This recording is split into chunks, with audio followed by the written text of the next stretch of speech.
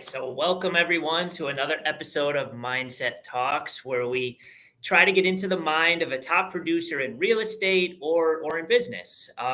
Today, I'm very excited because I have someone here that has really inspired me over the years. I've been able to watch her grow year in and year out for a really long time. To where she is today, of the CEO of the Performance Lab right here in Connecticut. So, one of the reasons I've been able to watch you so long is because I'm lucky enough to also call her my sister. So I'm excited to welcome Becky Lavaway. Thank you so much for having me. And obviously the feeling is very mutual. It is always fun to be driven and inspired by a big brother. So Thank you. Awesome.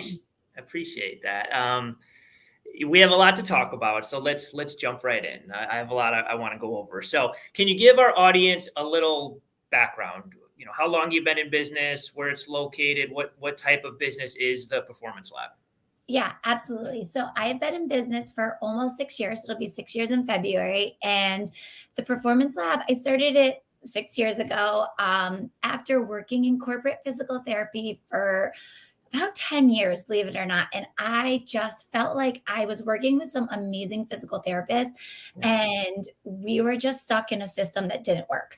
And I just felt like I went to school, I have a degree, I was pretty good at being able to treat and help and get people better. And I just wasn't being given the opportunity to do it. You have to see 4 or 5 people at a time. It's 5 minutes of hands-on and everyone else is going and, you're yelling at this person to exercise. And I finally hit my breaking point. And I came home one day and I had 3 boys who are at the time were 5, 4, and 2. And I looked at my husband, who's the gym teacher, and I said, I'm going to start my own business. He's like, well, okay. Yeah. But long story short, I did it. I took a leap of faith and now I have an amazing business with amazing employees. Teammates, I call them. And we are an all-inclusive, hands-on, one-on-one physical therapy and wellness center. So we took a little bit of an outside of the box turn on this. Cool. And people come to us, they get a minimum of 30 minutes of hands-on one-on-one care. We have a very unique treatment approach that we've kind of really I say perfected over the years, but it also includes the ability to add on cryotherapy, IV therapy, saunas, recovery tools. And so you take this person and you get them back to their sport, whether it's their sport is being a stay-at-home mom or a professional athlete, anywhere in between, we can get them to perform at their best self. Wow. Okay. So it sounds like you really, a lot to unpack there. You really personalize this physical therapy business that you had started working for someone else to really make it your own, which is pretty cool. So you've been doing it 6 years. At this point, how many clients does your team, see a week on average? And how many locations? Like, give us a little background of the size.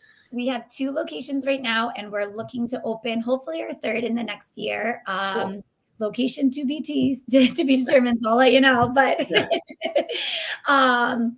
yeah, we have on average, we see each therapist probably sees visit wise around 50 visits a week, give or take. And I have 4.5 full-time physical therapists. So each sees give or take 100 to 120 visits a week. Now that's not every single new person. That 100 and 120 visits per week could be somebody coming twice a week, somebody coming 3 times a week.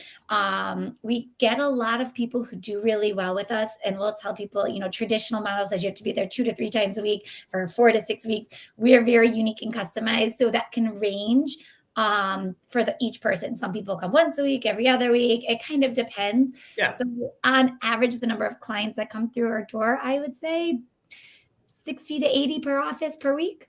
Okay. And you got 2 offices, so 120 to 140-ish client. Okay. Awesome.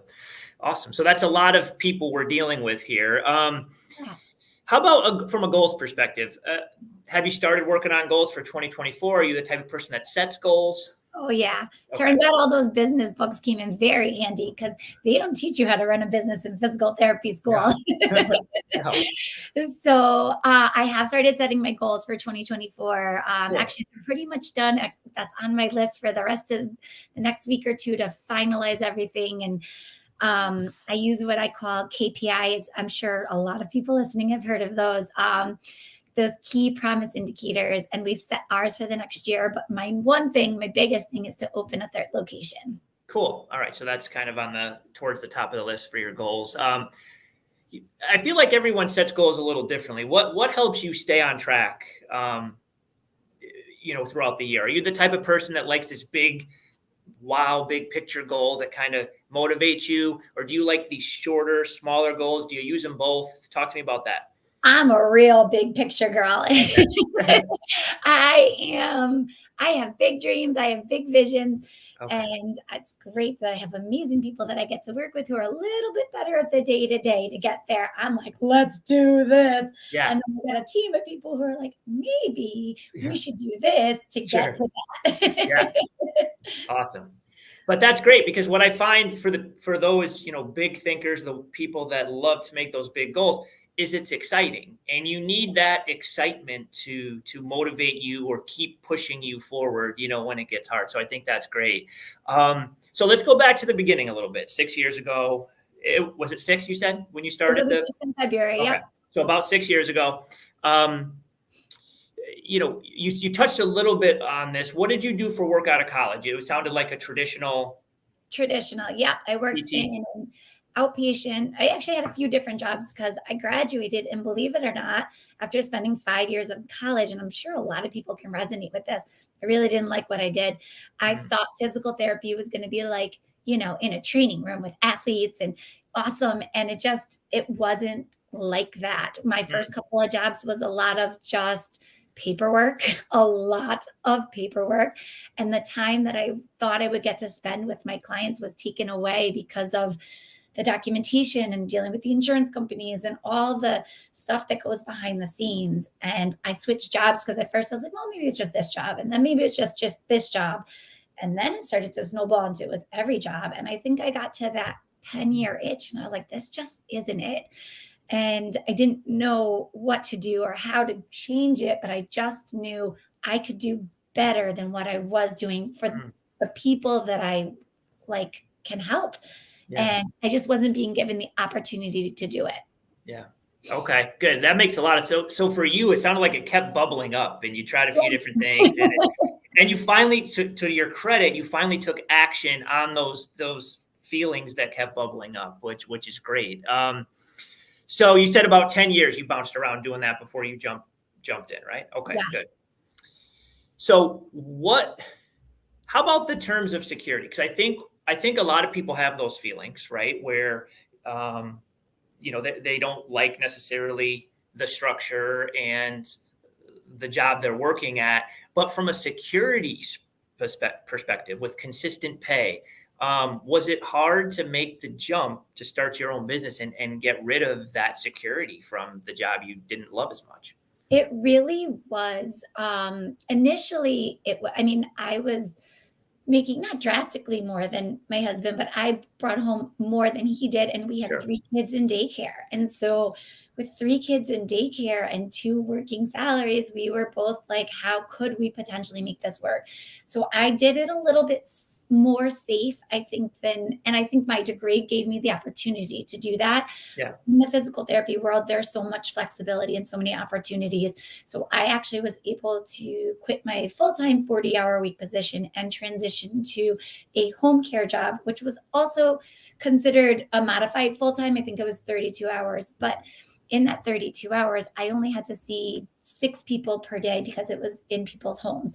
And luckily, people who are at home and need physical therapy to come into their house don't want you being there at 7 a.m. or at 7 o'clock at night.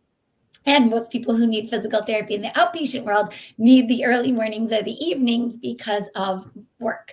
So it really was a great way for me to transition. I was able to keep a consistent salary. I would get up early. I would go see my Performance Lab people in the morning. Midday, I would go see my real job, my home care people. And then at evenings, I would come back and see more of my Performance Lab people. And I did this for a solid 6 months until I was able to get to the point where I felt more comfortable saying like, okay, I think I can really go for this. And I think it was the turning point was I realized I was taking away, I was giving neither job 100%, which was to the point where it was impossible. And I felt like if I was holding back from my ability to grow. And so I said, it's now or never. I love that. But it sounds like at that point you had enough traction or enough momentum where you felt a little more comfortable making that jump. Yes. And I think that is unique. I don't think a ton of entrepreneurs have that ability to do that. So for me, I felt really lucky that that was the transition. Here's what I do think though, and that's great.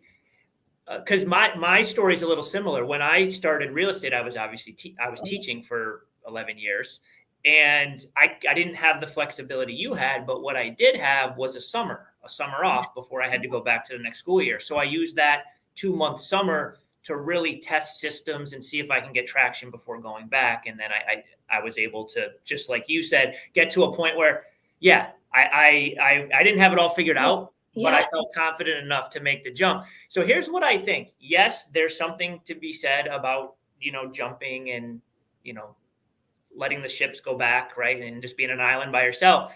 But it's not the only way. I actually think a lot of people in their current career, current situation, and it's going to be different for everybody. Like for you, it was that morning and night. For me, it was the summer. For another job, it's something different. But I think tweaking your schedule, getting your family on board and making sure they're with it can give you the confidence where now you can make that leap. And it sounds like that's what you did, which I think is amazing. I think you brought up such a good point of getting your family on board too, because I say all the time, I would never be where I am if it wasn't for the support of my husband. Like you obviously know him, but he's awesome. And he is so consistent and so supportive. And if I say, hey, I'm flying to Jupiter this weekend for a golf tournament, he's like, got it. That's awesome. Good for you. It's not, oh, I have to do this or I have to do that, or we don't fight over who's working harder or less. So I feel like that support system at home, at least in my situation, was huge.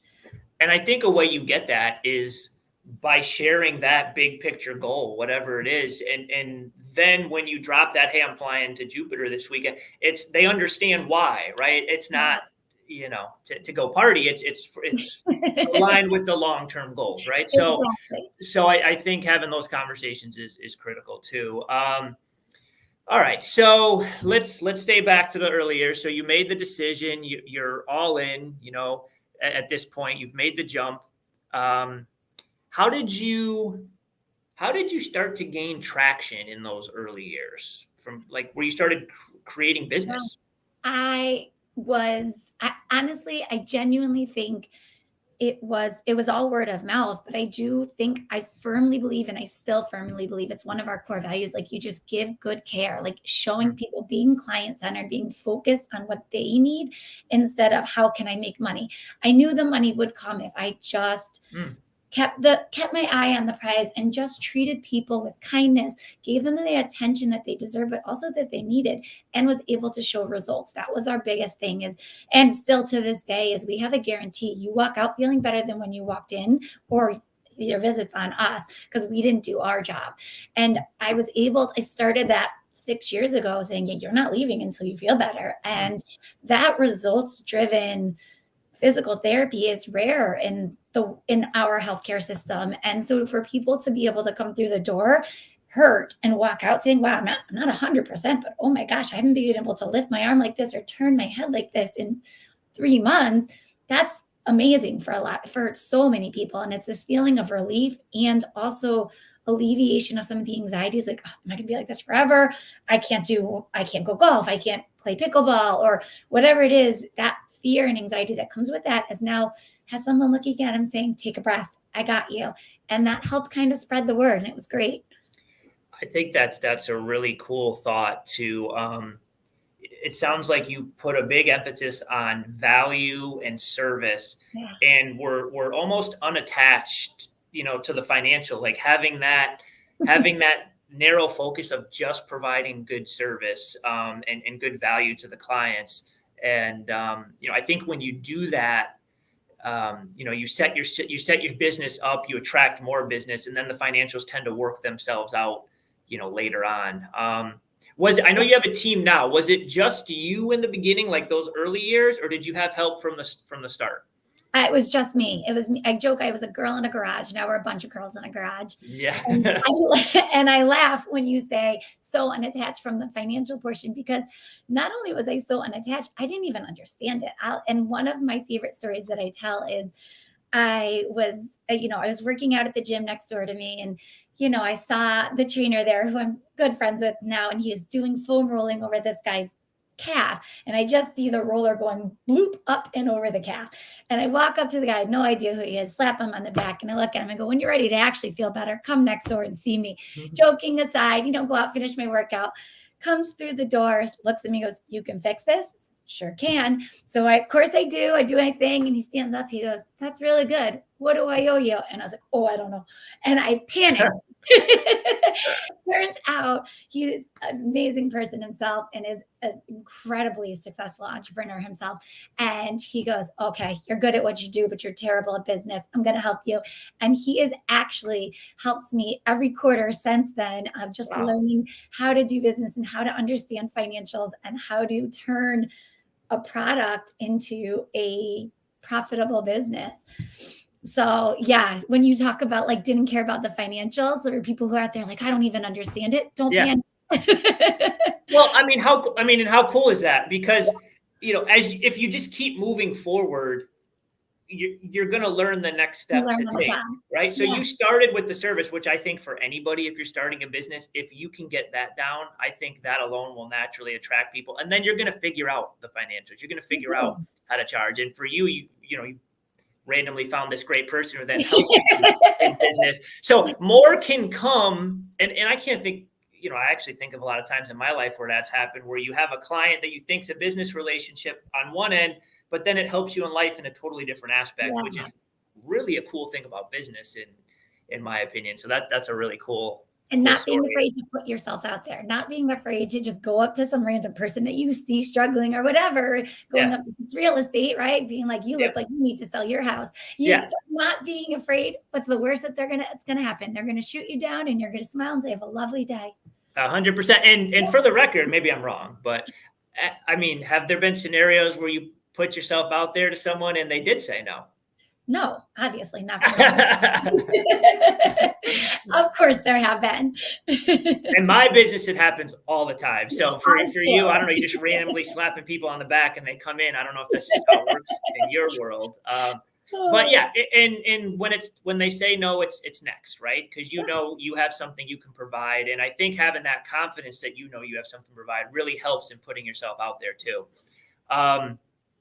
So you were by yourself in the beginning. When did you realize, okay, I need some help here? This is actually starting to move. It was, ironically, it was 2020. And I was working 5 12-hour days of treatment, full treatment. And even then coming in on the weekends here or there. And I really wasn't able to grow. It kind of was the same thing that happened when I wasn't giving 100% to both my home care job and the business. I was at that point where I was spending so much time treating that I couldn't work on the business. So everything else was falling off, my insurance collection and just all the things that I didn't even know needed to happen and continue and move forward. And I was like, I need another physical therapist in there. And I had already been lucky enough to have a great client coordinator who was a sports staff. She came on a little before when I was just like floundering and paperwork everywhere. And she helped make that transition amazing. But I think it was really when I was so bogged down with visits that I was like, I think I need another physical therapist. And that was probably one of the scariest things I ever took on, because a physical therapist nowadays has a doctorate degree. And, that's a high payroll for someone who's didn't even know how to ask somebody for money a couple of years before. So, Wow. Okay. So amazing. So was it easy for you? Or was it hard to let go? And like you knew you had to bring someone on, but now this is your baby that you've been working on all by yourself. Was it easy for you to let someone else do some of the work? No, and if you ask her, I was a little intense in the beginning because you nailed it when you said, "This is my baby." Yeah. I felt like the only reason I was successful was because of the quality of care that I was giving to my clients, and so I Mm. trained her top to bottom and wouldn't let her touch anybody until she worked on me. But it was challenging for me to watch her do something and not be like, "Oh, I don't know if that's it," or, "Oh," and I had to force myself to let go of my own anxieties and issues and everything else, can't control whatever it was. And it was also challenging because in the physical therapy world, people build a rapport and a relationship. And I was alone for 2 full years in this garage. And so everybody wanted me. And so that Yeah. transition of not only having the confidence in my employee, but also having the confidence to know that she's so good and saying, "No, guys, she's better than me. Like, go do this with Melissa. She's phenomenal." And then having the confidence to push that forward and the clients being able to trust me enough to try her, it was challenging in the beginning. Yeah, I think there's a lot of really really good points in there. It's hard to let go in the beginning. Which you talked about. At the same time, I feel like people get stuck in their business in one of two ways. One, it's either early, right? It's in the beginning where they just can't get the traction. They're maybe having a little trouble talking to people, putting themselves out there. And then two, the second part is where you just hit, where you're working and now you have so much business coming in, you can't manage it yourself and you're afraid to let go.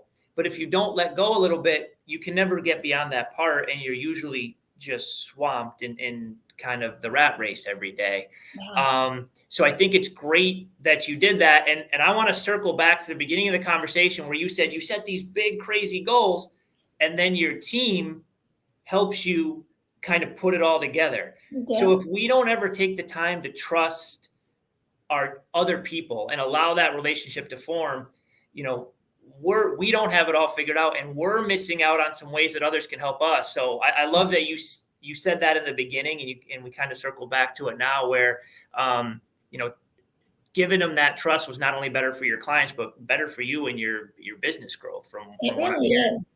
And what I find too is with my teammates, it's just everyone loves to be able to be heard and make sure that like their opinions and their values are coming through in their day-to-day work. And like the same reasons that I was unhappy in my job and started this business are the same reasons that I see, like I don't, like I want to make sure that they stay happy and love their job because I'm building, like I'm trying to keep growing and building, and I want a team with me for the long haul. And so I love hearing them and listening to them. And exactly what you touched on, Bob, where you were saying that um like everyone looks at it from a different perspective. I'm looking at it, I've got my vision and my ideas and all this.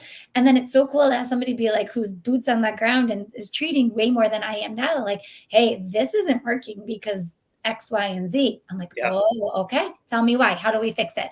Yep. And or just coming up with a unique idea. Like, I have a lot of people asking for something like this. What if we try to do this with them? I'm like, let's go. And just that dynamic allows us to grow as a provider and allows us to Yes. improve our quality, which is so cool. I love that. And to your point, it's not easy. Like in the beginning, like you said, all your clients, they were used to working with you, right? It's the same thing in our business. You reach a certain point where you can only help so many, and people are used to working with you, the solo agent. So, but if you have other people that are good and in a lot of times better than us in certain ways, then it becomes an easy transition. I think people get in trouble when the quality isn't there and maybe you haven't trained the person to the level they should be, and that's where I think trouble can occur. Love that you touched on that. All right, so has it now? You have two offices, you've hired staff, you have four, you went from solo to four teammates now, therapists, four and a half. Has it always been a straight arrow up? Like, have you really just been like building, or has there been setbacks along the way? I think it's a little bit of both. Luckily from like a gross revenue perspective, I have grown every year since I started, which is, I hear, unique and amazing. Sure. I'm so grateful and thankful. However, with that being said, it is not without plenty of blips along the way. Okay. And so it's like a nice stock market. Yeah. As long as it's trending up, as long there's going to be peaks and valleys, but as long as it's trending up, then I always think I'm heading in the right direction. And most of my challenges have been exactly kind of what you touched on. If you have somebody who isn't either presenting the same quality or living and breathing the same core values, might be a great person, a great employee, or a great physical therapist, but might not necessarily be the right fit for like my office or the right office. And a lot of my challenges have come from that perspective. And then I think some of the other dips that I've seen have just been learning how to grow with, there's only so much money that comes into the business. So you got like these big ideas. I'm like, let's buy something to do this. Everyone wants a magic laser. I'm like, well, a magic laser might be too much for us right now, but how do we figure that out? Or investing in something that I think could have been really cool and just didn't work. And that happens all the time, right? You have your foundation that works, and then you try these other things, and they sound great on paper. You're really excited about them, and then they don't work, right? Which is all. So how do you deal with the times when you get those blips, right? Where it's not growing the way you want, or you have a blip on the radar, whatever it is. Like from a mindset perspective, what do you think gets you through that and moving forward? Oh, I love this question because it's actually another one of our core values. We don't panic, we pivot.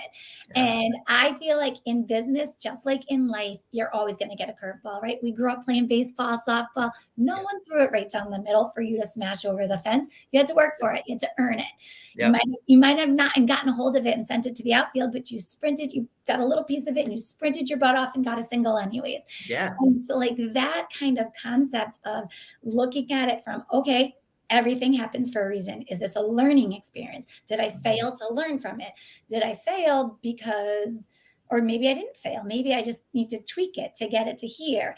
And so taking everything and just saying like, okay, don't panic. Let's just flip this into a different scenario. And maybe flipping it is saying, haha, messed that one up. This didn't work. Yeah. And that's okay. Learned. So yeah, that is actually one of my personal favorite core values is we don't panic, we pivot. Love it. And I think that has a lot to do with framing, right? Like you could take any situation and if you frame it in a negative fashion or in a way that's defeating, it's very hard to pivot, right? But if you frame it and to your point, like you said, as what can we learn from this? Your brain's going to give you some answers if that's the way you're framing it. So the way you're framing these situations is extremely important. So you've got this great business. You're helping people each day. You've obviously grown a lot, accomplished a lot. What's motivating you now today as we're approaching 2024? That's a great question. A few things actually. And one of it is, I think you and I might be similar in this, where we always we're so goal oriented, right? We're always like, let's go. Sometimes it is so important to take a minute to look back and appreciate where you've come from. And actually some of my friends have given me this perspective a little bit too, is I was like, well, don't congratulate me yet. Congratulate me when I do this and when I do this. And I've looked back over the years and I realized that when I started this, it was never a financial goal for me. It wasn't like I want to make $20 million. My goal was I wanted to be able to work on my own schedule and be able to block out to go to my boys' Christmas concerts and not feel like I have to take PTO or come in and make up for it and not be stuck there till 7:00 at night and 4 nights a week. And I never wanted to ask for another vacation day. I wanted to take my vacations when I wanted to take them. And now actually, as I'm ending 2023, one of my goals for 2024 is to take them, to try to be a little bit more mindful of how grateful I am that I actually have achieved the original things that I had set out to achieve. I have an amazing team. I have a, knock on wood, profitable business. I'm leaving at 2 to go to Jack's Christmas concert. And I'm sitting here for a half an hour at 11:30 on a Tuesday and no one's yelling at me. Like Yeah. I actually am my goal is to really kind of take a minute to enjoy the ride. So it sounds like the lifestyle is a big motivator Yeah. for you, and that's really what keeps you going. Now, there's a great book called The Gap and the Gain. Have you ever heard of it, by Dan No, Sullivan and Ben Hardy? no. So it talks about just that we have a tendency to always be chasing, and Yeah. when you're chasing, you're missing a lot of the greatness that's going on. And but when you're in the gain, that's the gap, he calls it. When you're in the gain, you're in the appreciation, you're grateful, right? Then we're our better selves. We can be happier with our life and our lifestyle. So it literally sounds like everything you're explaining. So Yeah. that's a great way to look at it. So from that perspective, is it possible, and obviously this is you 6 years later, is it possible to have balance and grow your business? Because it sounds like you really have balance. It's a priority. It's a priority for you 6 years in. But during the ride, in those early years, do you think it is possible to have balance? I guess it depends on the type of business you have. I Yeah. personally don't think I had it in the beginning. Yeah. Any revenue was good revenue. Mhm. So if someone called and their only availability was Saturday at 2 o'clock, I was showing up at Saturday at 2 o'clock, Yeah. whether my kids had a basketball game or not. I was like, I have to miss this because this is more important from a growth of a business perspective. Mhm. Now I definitely think it's possible, but I think it took me a good amount of no, I have no balance to get to the point where Mhm. I needed to learn that it was super important Yeah. and also get to the point where I felt more comfortable doing it. And I don't know if that was a lack of experience, if it was just the nature of my personality, but for me in the beginning, it was very challenging to find that. Well, it's we learn best by doing, right? Yeah. And you when you have two big goals at the same time, then one of them is going to take a backseat to the other. But having the awareness to switch back when you're out, I think is, for me, something that's really been helpful. Like at least having the awareness to say, "Oops, I'm tipping way too far towards this. I got to go back." Yes. Is what any business owner, I think, can benefit from. Well, listen, I know we're starting to go over time here. I wanted to have you on for two reasons. First, I knew there was a lot we can learn from you and the journey you've been on. But two, I've always believed that health and recovery is crucial for entrepreneurs in general.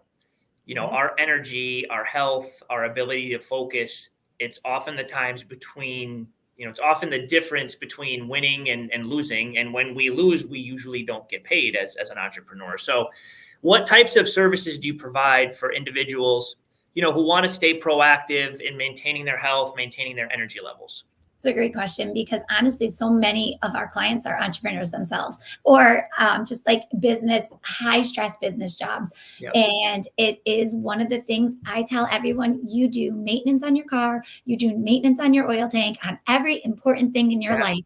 And your tire rotations, and no one thinks to do maintenance on their body. So Yeah. many people are like, oh, I don't need physical therapy. I'm not hurt. Well, how about we keep you from getting hurt? We help you with your stress. You come in, we do a full body evaluation. We're going to find where you're at risk of getting injured. You tell us what sports you love to play. We're going to make sure that we're tweaking it and making it unique to that. And then we're going to add on that ability to give you that self-care, mobility, stretching, recovery, whether it's compression, IV, sauna, cryo for inflammation. There are so many different things that we can do that help not just improve physical well-being, but mental well-being while doing the combination of the two. So that package allows people to actually really enjoy. And we'll have people come once a month, once a week, kind of whatever feels good for them and keeps them motivated and moving. We Yeah. actually started to think about the idea of doing a slogan of move better, feel better, perform better, because Love that it. is what we do. Love it. I love what you said about being proactive, because when you wait till the injury happens, or to the bad mindset slump happens, like, you can still get out of it, right? You can still correct the injury. You can still correct the slump. But it's harder, right? And if you're just proactive, the steps are easier. So I love, what you said about that. Well, thank you, Becky, for providing, so much value to our community here today. What's the best way for people to connect with you? If you actually go to our website, it is PerformanceLabCT.com. And there's just an online portal. You can click in and either send us a message or schedule an appointment right there. And obviously, you can always call or text. Awesome. Great. Well, we're out of time for today. If anyone on this call wants to learn more on how we use systems, collaboration, and coaching to help agents on our team grow, you can send me a DM. I'm always happy to talk. And Becky, thanks again for being here. Thank you so much. He's the best. Awesome. Thank you. Thank you. You.